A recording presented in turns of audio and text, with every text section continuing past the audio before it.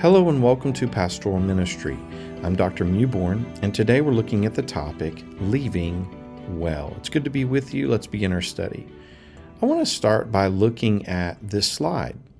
29% of pastors have given serious consideration to quitting full-time ministry in the last year. Now that is a staggering statistic because we're talking about almost 1 in every 3 ministers or pastors have considered walking away from ministry. That percentage could be even higher than that. We're just not sure. And this percentage is high because of a lot of reasons. It might be because of a difficult time the pastor's having. Maybe it's a struggle within the church.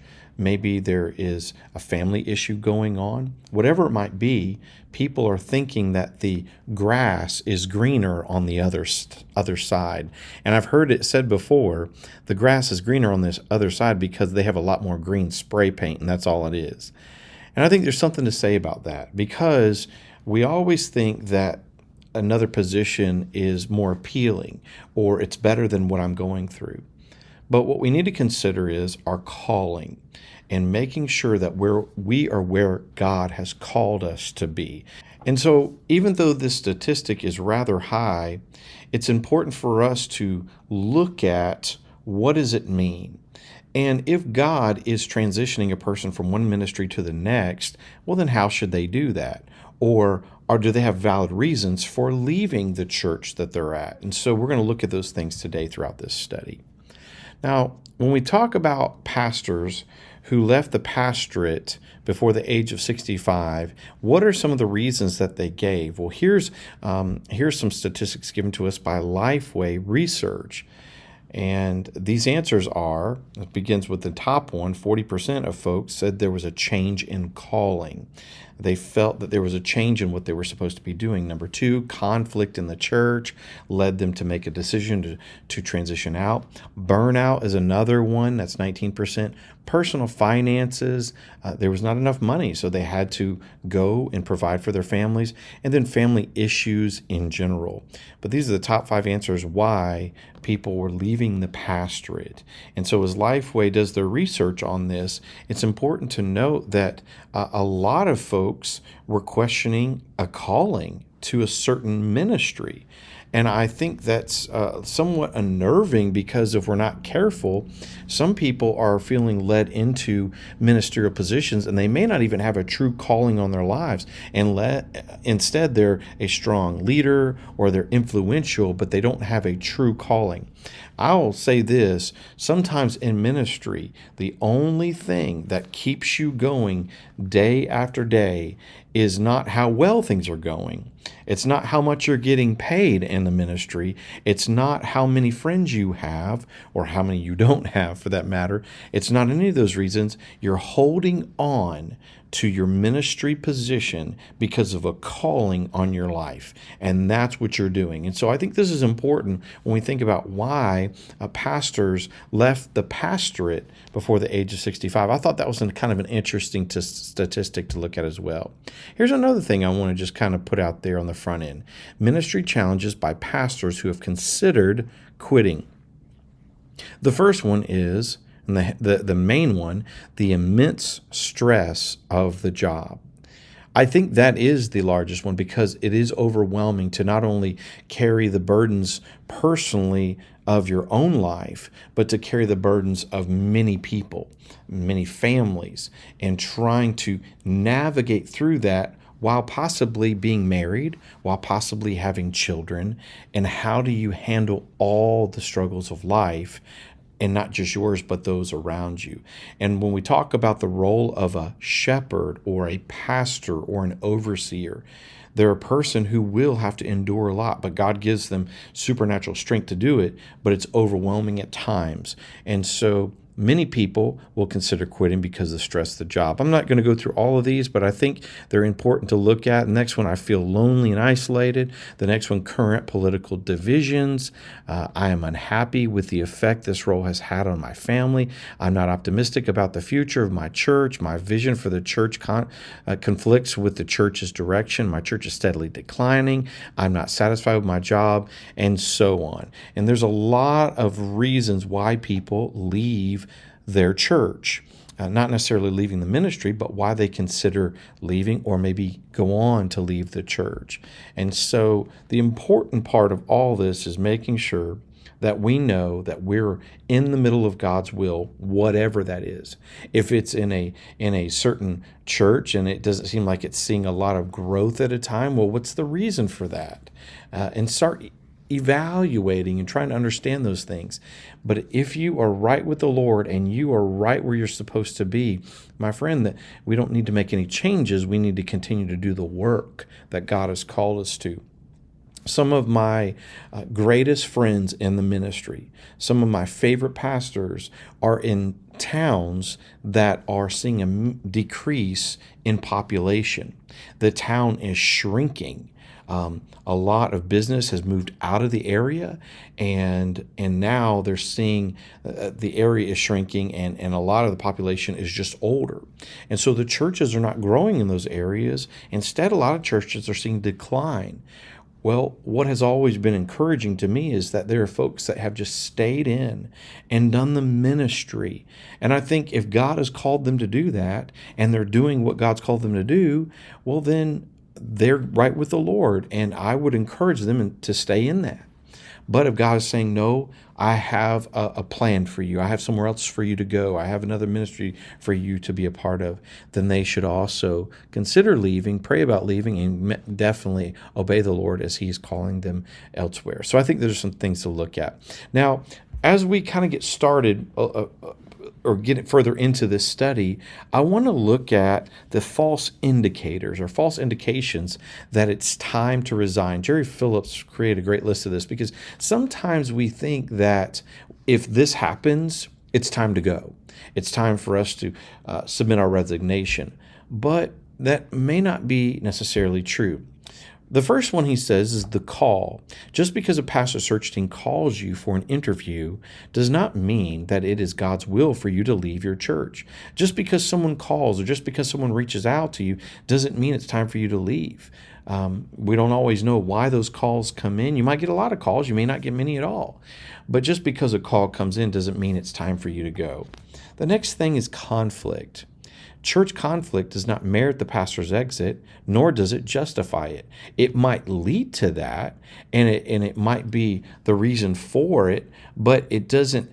It's not just the full indicator, because conflict is going to happen in churches anyway. That doesn't mean if there's conflict in the church, automatically it's time to go. We must consider, evaluate, we must work through it. Pastors should never want to leave a church with matters unsettled. We should always try to work towards a resolution, resolving whatever's going on so that the church can be healthy in the future, whether or not that pastor stays. So that's important. Culture. When culture changes or when there's cultural changes in a local church, that should not prompt a pastor to change. Just because there are changes within the culture, pastors should not say, well, this is not for me anymore.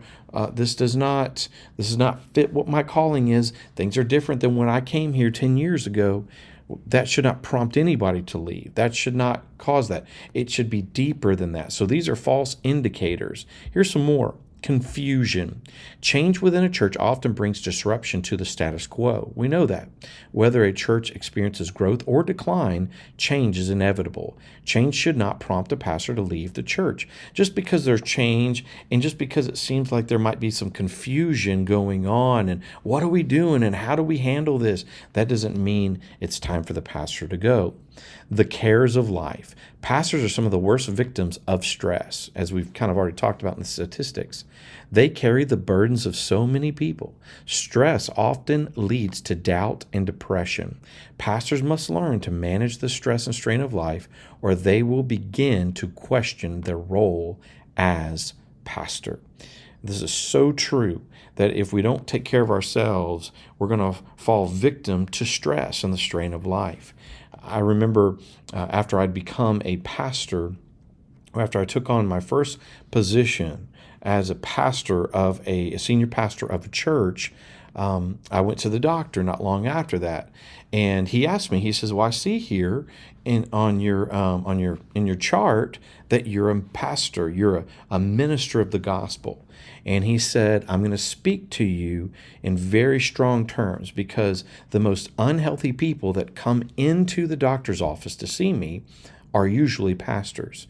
You guys don't take care of yourselves. You don't care. You're worried about everybody else. You're not worried about your physical health. You're not worried about your mental health, your emotional health, because you're just constantly thinking about others." And he says, "You got to take control of your own health." And so he put me in a certain mindset to be able to work on those things, because if we don't, we're going to find ourselves becoming a burden to other people and not really helping them at all. Because how can you help anybody when you're in the hospital because you have cardiac issues, or you have cholesterol issues, or because you have high blood pressure, and all these things may be related to the ministry and stress and things like that. So we got to take care of those things, and ultimately being right with the Lord, being right with Him is going to be an important thing. Think about our bodies. We have been given a mind. We've been given our soul. We've been given our bodies, and we're stewards of these things. What are we doing with those?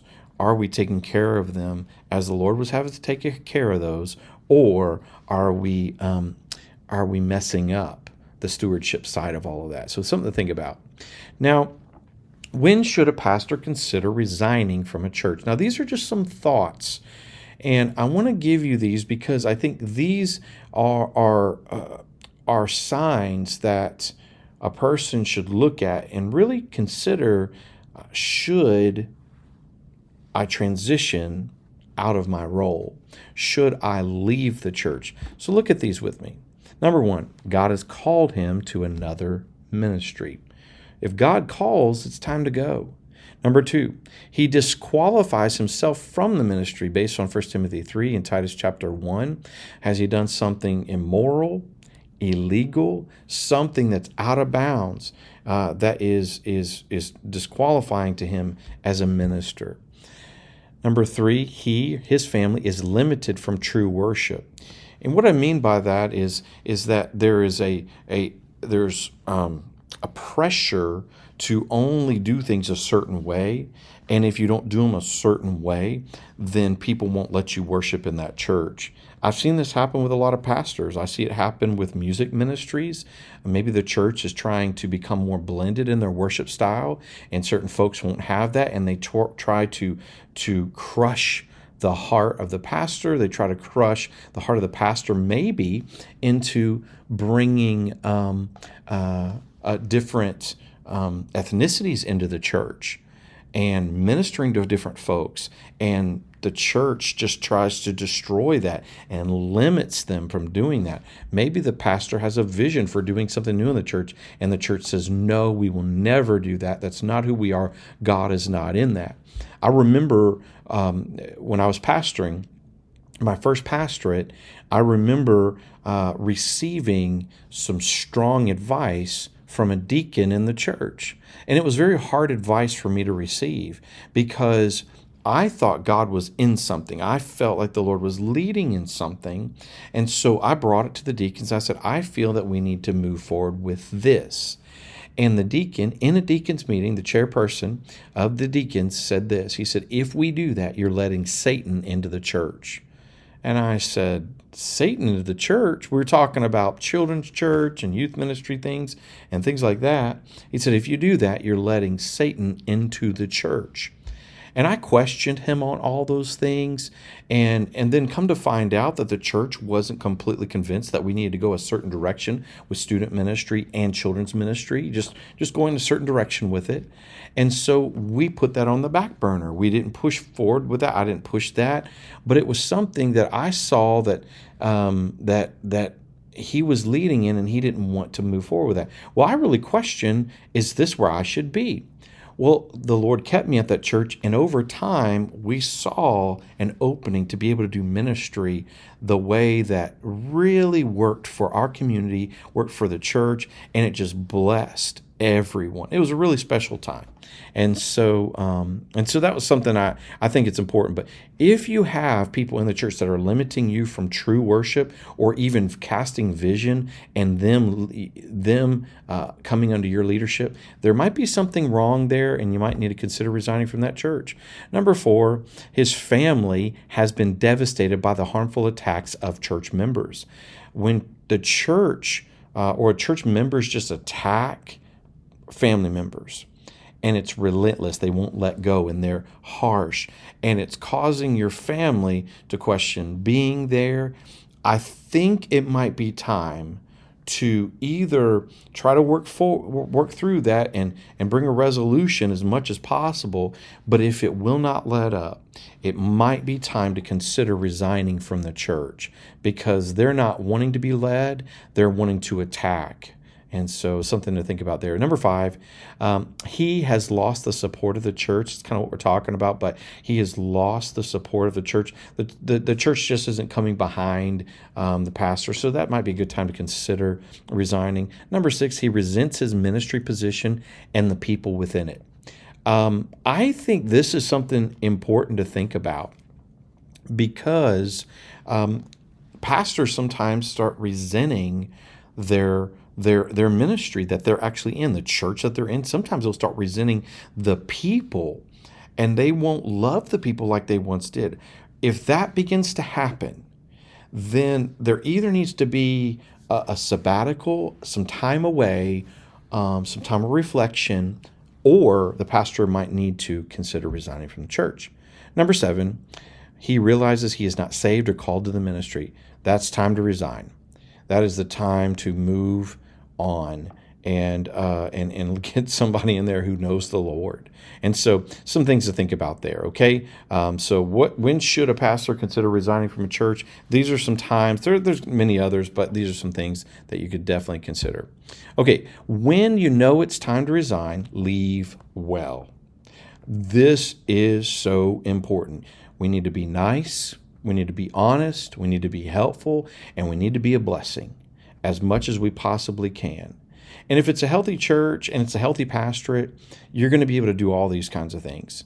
If it's not healthy, it's going to be hard, because people are going to resent whatever you do. You can try to be nice, but they're not going to care. You can be honest with them, but they're just going to see that as attacks. You can try to be helpful, but they're going to resent that in a big way, and forget trying to be a blessing to them, because they're just mad and they're ready for you to go, because that's how they feel about all of it. And so in a good situation, you can actually help them. You can work with them. You can be honest with them. You can say, I feel God's leading me to do this. And that would be a good way to wrap it up, as Jerry Phillips would say.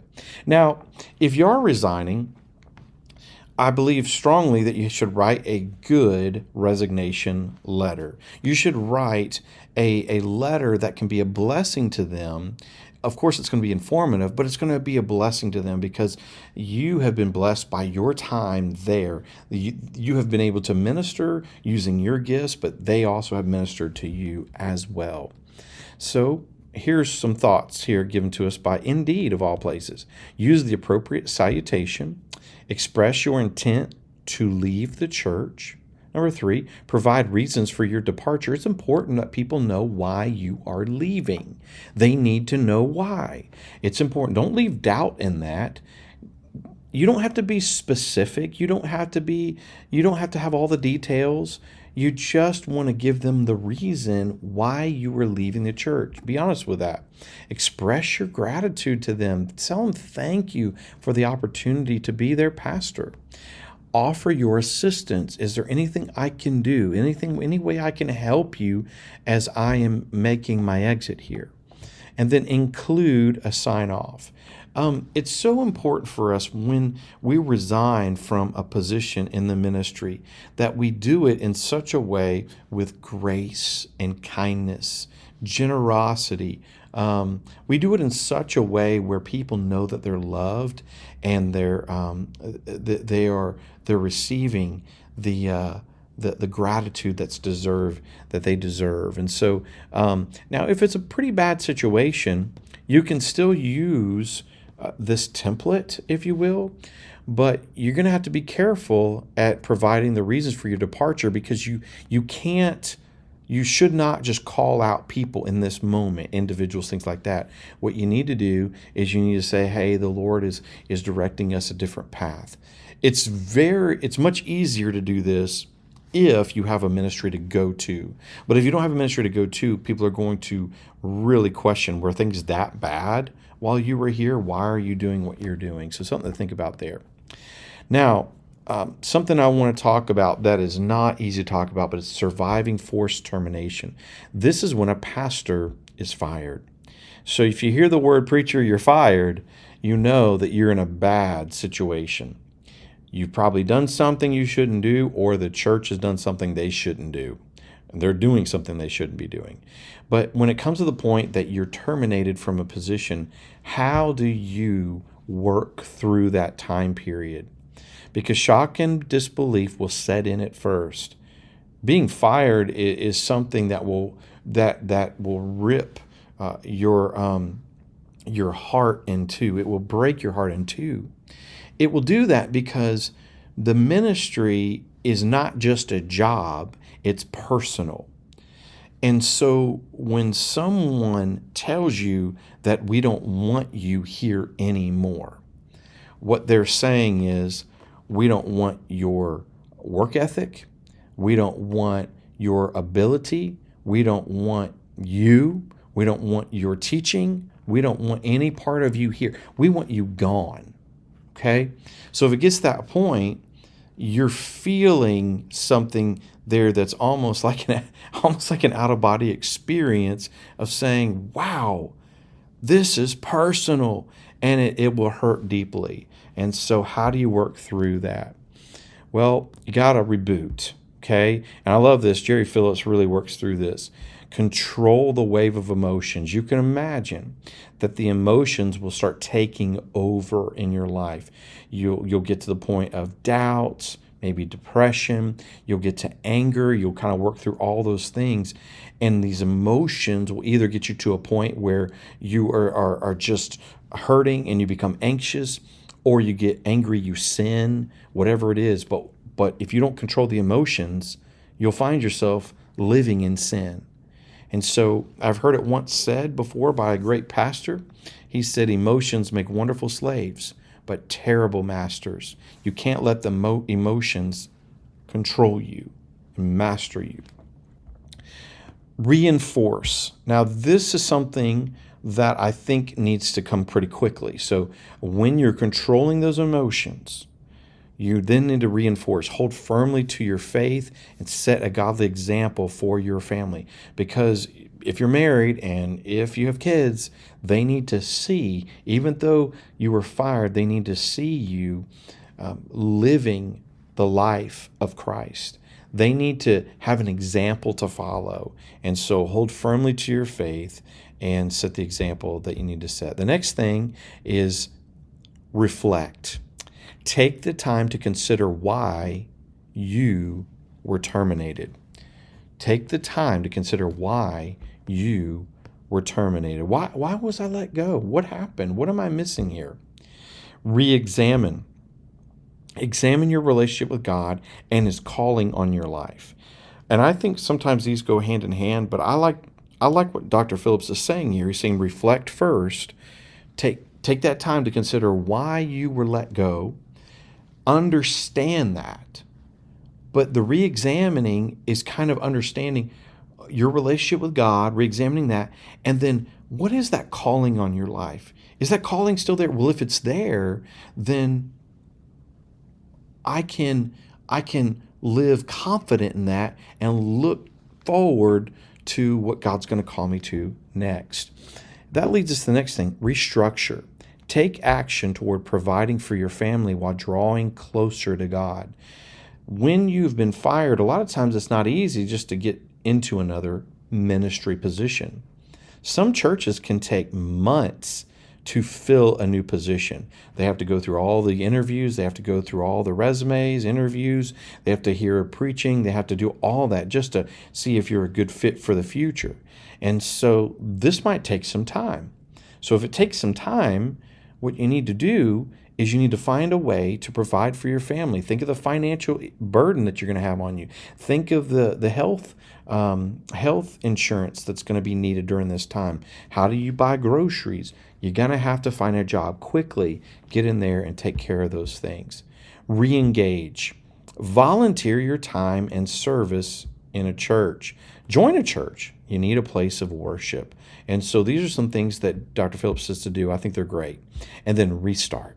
Wait for God to lead you to another ministry. Once He calls, proceed with confidence. And so in this, God is saying there is a path forward and walk in it. Walk with confidence. I think that's great. The last thing I want us to look at are the 7 ways to leave a church. Now, I found this in Lifeway Research, and this is really for volunteer ministers and leaders.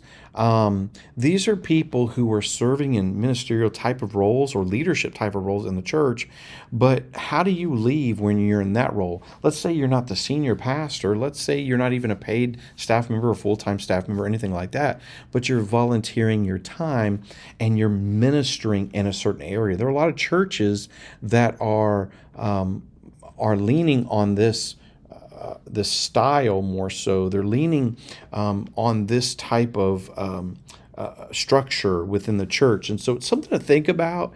And if this is where you are or this is what you're doing, this might be an important thing to know. Number 1, ensure your reasons for leaving are biblical. Has God called you to a new ministry? Is your current ministry failing under your leadership? Is your current ministry hurting your family? Think about all those things. Number 2, get advice from church leaders before making your decision. Share your thoughts with your current leadership in the church. Share your thoughts with respected church leaders in the area. Make sure that you talk with people who respect your privacy and confidence, who will give you wise counsel. Wonderful advice there. Going on, number 3, be sure to leave in good standing. I can't emphasize this enough. Don't leave with bitterness, resentment, or spite. Assure the people that they are loved and prayed for often. Don't try to fix anything or make any changes as you leave. Respect the pursuit of a new volunteer, new minister, a new lay leader, whatever it might be. Number 4, do what you can to find and equip a church member to replace your ministry position before leaving. So be careful with this advice, because some churches want you to leave quickly and quietly. Other churches would love your help in finding the next leader. So some things to think about there. Number 5, ask your church leaders to help you plug into your next local church. In healthy churches, the pastor or minister can ask for help in these situations. Local pastors will be aware of churches who need strong leadership. Number 6, consider a transfer letter from your elder or your pastor. An endorsement from your current church is a helpful affirmation. And then number 7, express gratitude to those who have poured into you. Show gratitude throughout your transition. So this is more for church members, but people in leadership, people maybe who are volunteer ministers, all of that. It's really good to work through those things. And here's the list of that just all together on one slide, and I wanted you to see that as well. Well, this has been the topic, leaving well. I hope this has helped you a little bit today. It's an interesting topic, but an important one. It's good to be with you. God bless you. Talk to you soon. Bye-bye.